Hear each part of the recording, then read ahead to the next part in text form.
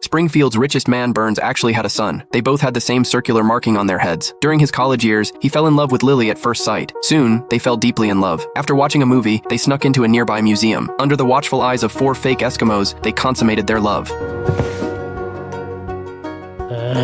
So what happened, you and Ma? Oh, there was a terrible scandal. Lily's family forced her to give you up and bundled her off to a convent in the South Seas. I never heard from her again.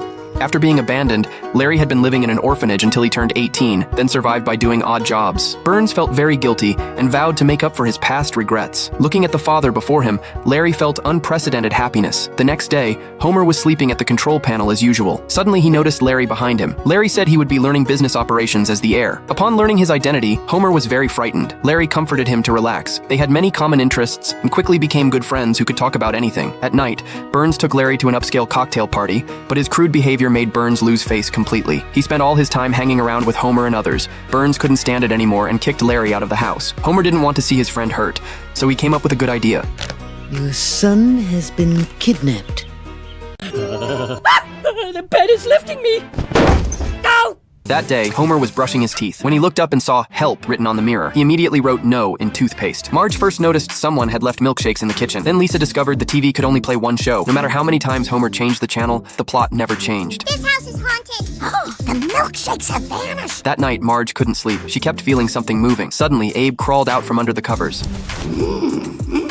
Whoa, Marge, that was fast. That's it, baby. Grab my chest with your cold, icy hands. The Simpsons lit candles, pulled out the Bible, and began praying. As soon as Abe turned off the lights, the ghost of the Simpson family appeared. What are you, cavemen? Turn on the lights! Homer refused to believe it and confronted the apparition. It turned out to be Homer himself, so Marge urged Homer to find a solution. Homer instantly sighed in despair, but Ghost Marge acted very considerate. Marge got furious, thinking he preferred Ghost Marge.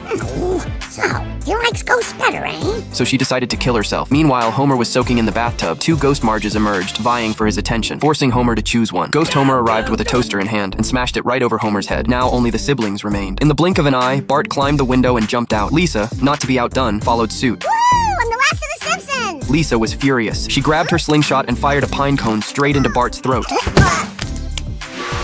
No more distractions. Find those truffles. Flush! That day, Bart and Lisa went to the park to play. Since there was only one lollipop, they had to lick opposite sides, but Lisa accidentally licked the wrong end.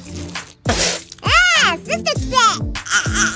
The two started kissing wildly. Suddenly, Bart caught a special scent. He dug around and found it was truffle. Then Bart found another one. Lisa was amazed by Bart's sensitive nose. Meanwhile, the chef's pig found nothing. Interested in these? The chef searched high and low for Lisa's pig. Bart declared he was the one. The chef brought both kids to the restaurant, offering to buy his truffles. Soon, Bart found tons and tons of truffles. Bart was already dreaming of how to spend the money. He wanted to use a spaceship to send the school into space, but Lisa thought they should deposit it in the bank to earn interest.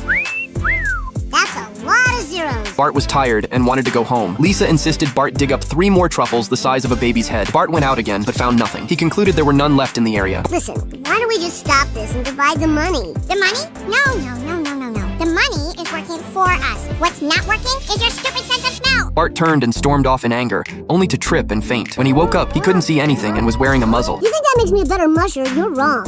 Suddenly, Bart caught a familiar scent. He ran all the way back home to Lisa's bedroom. The truffle's right over here. Bart found the truffles Lisa had hidden. He confronted her, asking why she hadn't sold them. Lisa confessed she'd eaten them all, apologized, and let Bart decide what to do with the last one. To everyone's surprise, Bart gave the truffle to the pig hunting for truffles. Well, this is yours. Hey! Oh, so that's why they don't give pigs truffles.